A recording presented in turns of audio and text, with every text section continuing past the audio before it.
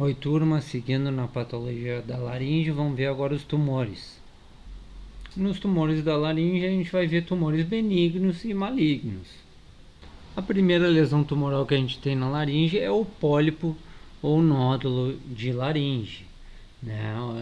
Essa é uma elevação que vai acontecer ali na mucosa da região, que vai acontecer por uma degeneração que usualmente não é inflamatória, infecciosa, na região, e vai causar rouquidão no paciente. É muito frequente em fumantes e no trauma vocal, naquele indivíduo que usa excessivamente a voz. Pode estar associado também então com pacientes que têm história de atopia com alergias.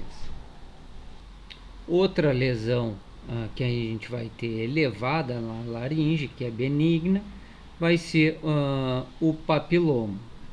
Um papiloma, no nome já diz, né? É uma lesão benigna, né? Que forma papilas. Então, papilas são lesões elevadas que surgem na superfície de epitélios e são constituídas por uma proliferação epitelial na superfície e um estroma fibrovascular no pedículo, abaixo desse revestimento epitelial. Muitos têm relação com o vírus HPV, o mesmo responsável por aquelas verrugas que são nada mais são do que papilomas também na pele. A gente pode identificar alguns cenários clínicos, do surgimento do papiloma. A gente tem papilomas em adultos, geralmente são solitários, geralmente não recorrem ou recidivam e, assim como as outras regiões da mucosa, eles têm uma propensão a sofrer os mesmos fatores, a mesma chance de sofrer com os fatores de risco que as outras regiões sofrem. Então, a gente, pelo ambiente, ele pode agredir esse epitélio que está recobrindo esse papiloma. Então, pode ter uma desorganização, uma atipia, podem surgir até neoplasias malignas em cima desse papiloma. O segundo cenário clínico de aparecimento de papiloma seria algumas lesões que surgem em crianças. As das crianças, geralmente, eles são múltiplos e tem uma característica de recidivarem, de serem recorrentes nessa região. Então, há um tempo atrás se usava inclusive a terminologia papilomatose invasiva. Hoje em dia ela é chamada de papilomatose recorrente de laringe. Se acredita que o processo fisiopatogênico seja por uma ainda imaturidade do sistema imune, então deixa alguns indivíduos com essa propensão a ter múltiplos papilomas de laringe ali recidivando. Depois a gente tem os nódulos e os pólipos de prega vocal. Os nódulos tendem a ser bilaterais e ele vai acontecer por uma elevação no terço médio anterior da prega vocal. Inicialmente essa elevação pode ser só edematosa, muita gente às vezes chama isso só de edema de Reinke, mas se já tem um conjuntivo um pouco maior ou vasos mais proeminentes, já entra na categoria então de um nódulo de prega vocal.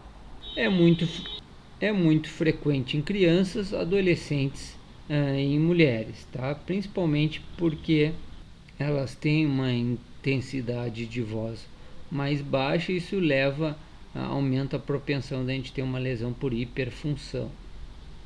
As principais causas identificadas na formação de nódulos são o abuso da voz, ou o mau uso da voz. O pólipo de laringe tende a ser unilateral. Ele é uma lesão elevada que pode ter uma base ampla, séssil, ou ele pode ter uma base estreita, então formando um pedículo. A lesão vai surgir então por degeneração ali naquele espaço de Reinke, na lâmina própria, e aí a gente vai ter uma série de alterações que podem surgir. A gente pode ter edema só localizado, a gente pode ter uma proliferação capilar, num padrão mais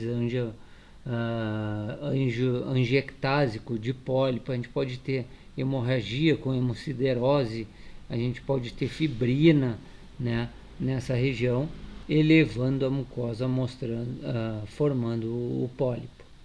Aqui então, focando um pouco na patogênese aí da lesão de prega vocal, na junção do terço anterior e médio da prega vocal é onde a gente tem maior força de colisão e vibração. Então é aí que vai estar localizado a maior parte dessas lesões. A gente vai ter um edema e congestão vascular subepitelial, até que a gente vai começar a desenvolver então lesões reparativas aí por essa agressão na região.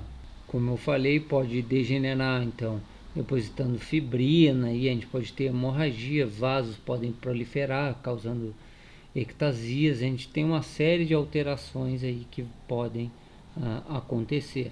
Os efeitos então de um pólipo ou nódulos de laringe vão ser uma alteração da qualidade da voz, então diminuição de amplitude, uma vibração irregular, uma fadiga da voz ou quebra. Tudo isso aí aparece como efeito da presença desse pólipo. E como é que vai ser tratado? Vai ser tratado de forma conservadora, por exemplo, com a fonoaudiologia, fazendo fonoterapia para reabsorver esse pólipo. A gente pode fazer uma microcirurgia de laringe, indo ali ressecar esse pólipo, né? Principalmente quando tem um diagnóstico diferencial assim meio duvidoso, com até algum outro tipo de lesão. E quando a gente tem sangramento aí associado a essas lesões, muitas vezes então é retirado usando laser para aproveitar e já cauterizar esse vaso para parar o sangramento. A gente tem outras lesões tumorais não neoplásicas na prega vocal, que são os cistos, tá? Cisto, o que é? O cisto é uma cavidade, né, um saco revestido por epitélio, tá? Essa é a definição de cisto. Tudo que não tem epitélio revestido, daí é um pseudocisto, como se fosse uma cavidade. A gente tem o cisto de retenção mucoso, quando obstrui algum ducto ali de saída de alguma glândula seromucinosa que tem nesse epitélio respiratório, então pode acumular muco ali dentro, formando um cisto.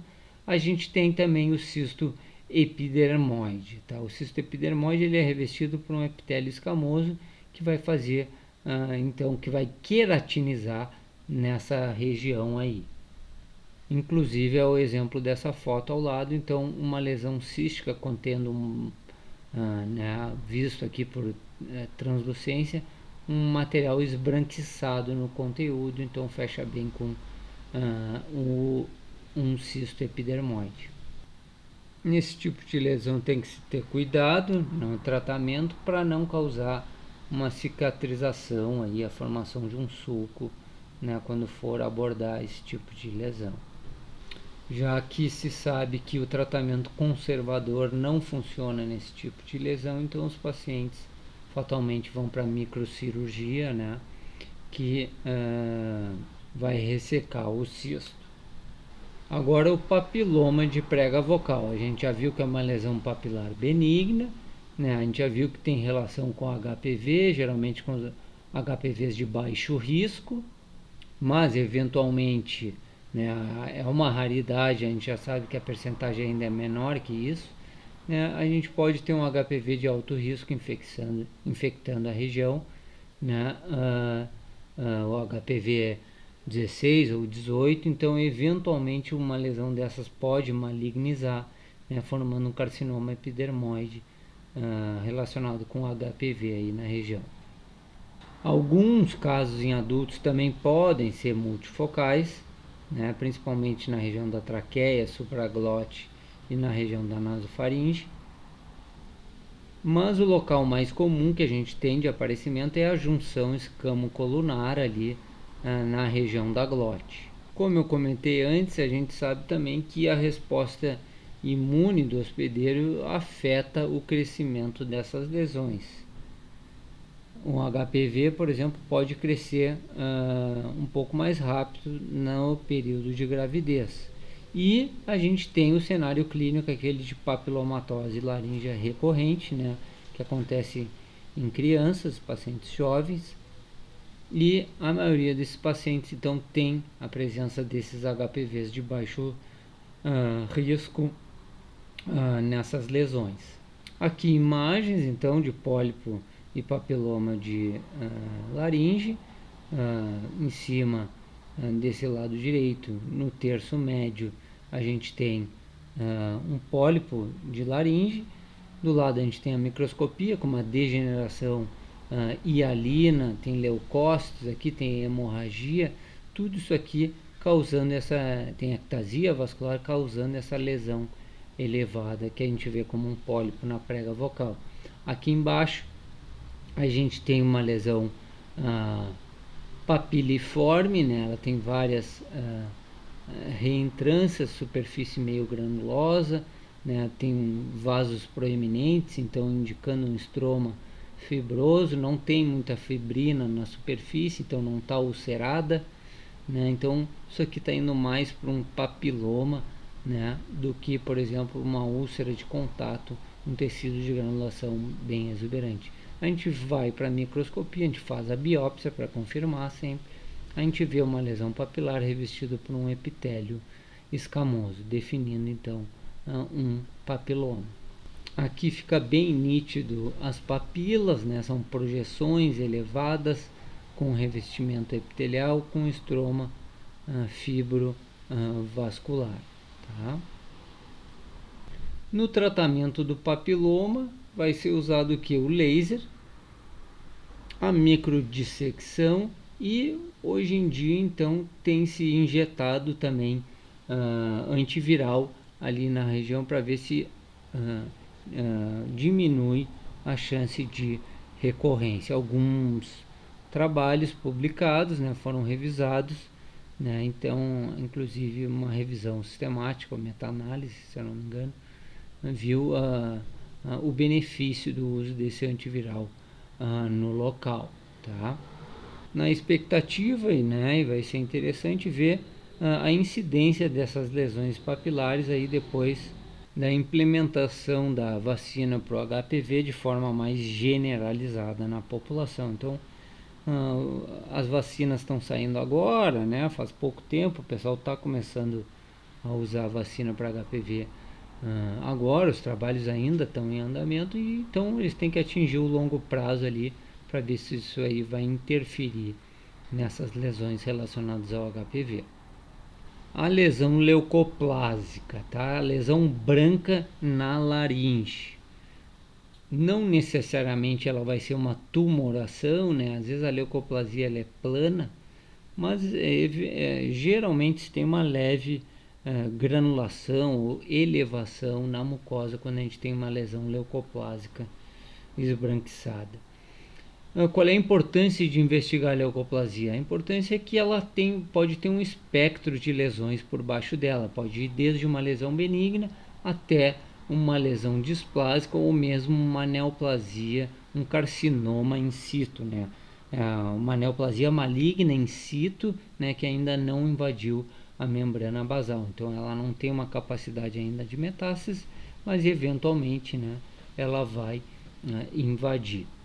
Clinicamente é complicado de fazer o diagnóstico diferencial de leucoplasia, então essas lesões são biopsiadas, né, para identificar algum grau de displasia ali, né? Se tem displasia, ele vai ser tratado. As displasias de baixo grau geralmente têm um tratamento conservador, e as de alto grau então são excisadas, né? São retiradas. Tem vários métodos para isso, né? Pode ser laser, pode ser no próprio bisturi. Então se tiram essas lesões leucoplásicas porque uma percentagem delas pode evoluir para um carcinoma, para um câncer, né, de laringe. Nos tumores malignos de laringe, a gente vai ter o principal, tá? É o carcinoma de células escamosas ou carcinoma epidermoide. Representa 95% dos casos aí de neoplasia epitelial maligna. Os fatores de risco são ser homem, né, bem mais frequente em homens, ser fumante, abusar do álcool e, né, como eu já comentei, HPV é raríssimo, né, na laringe. Então são casos anedóticos que são descritos na região. A principal localização do carcinoma de laringe é na porção supraglótica. Tá? A supraglótica, então, tem a maior parte dos carcinomas.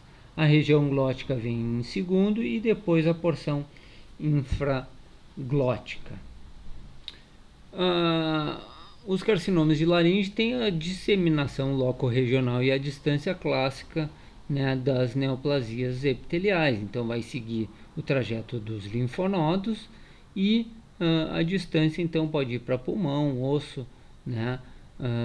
Tem uma série de locais de metástase de carcinoma de laringe.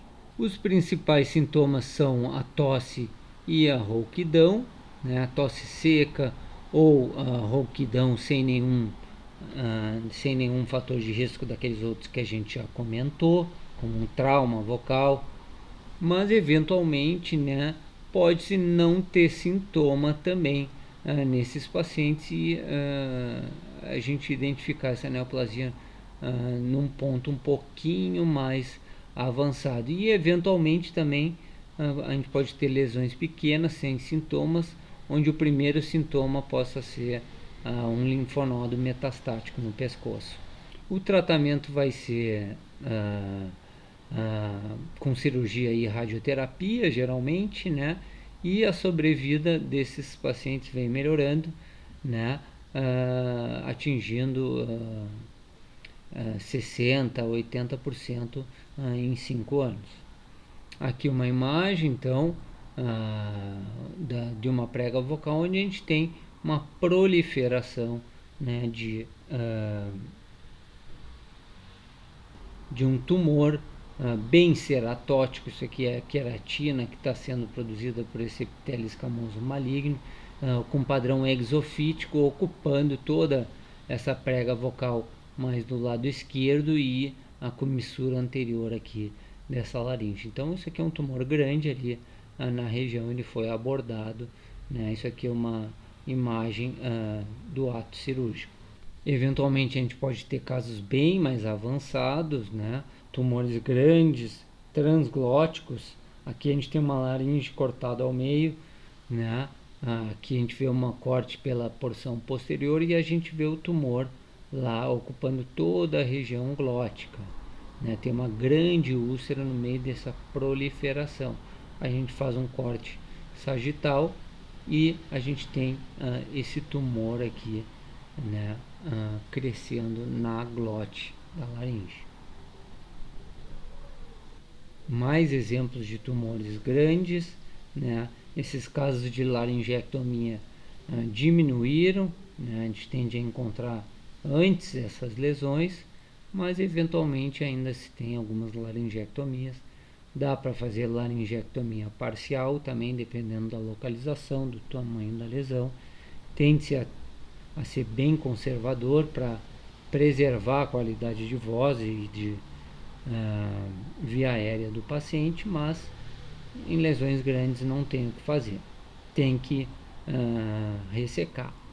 Aqui então a microscopia clássica de um carcinoma de células escamosas, ilhas, cordões, ninhos de células com padrão infiltrativo na lâmina própria, podem invadir o ligamento na profundidade, musculatura da laringe, musculatura do pescoço, pode se disseminar para a traqueia, dar metástase para linfonodo, né? A gente classifica o carcinoma epidermoide, a gente gradua, né? A gente tem algumas variantes, subtipos, a gente tem desde bem diferenciado, moderadamente até pouco diferenciado, né?